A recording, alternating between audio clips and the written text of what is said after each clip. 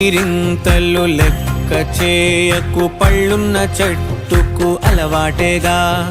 కలత చందకు చందమామకే ఏటేట చవితికి నిందలేగా ఓటమన్నది గురువు కదరా ఓర్పుతో నువ్వు గెలవవా రేపుకే దిక్సూచి నిన్న రెక్కలే చుక్కానిరా మీరు నేల ఆకాశం మీపై చూపెను పాశం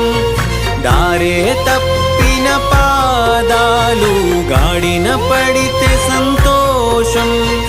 తరతరాల చెమట చుక్కలు లాల పోసెను భూమికే బాధ్యతగా కొనసాగినాదో నైవేద్యం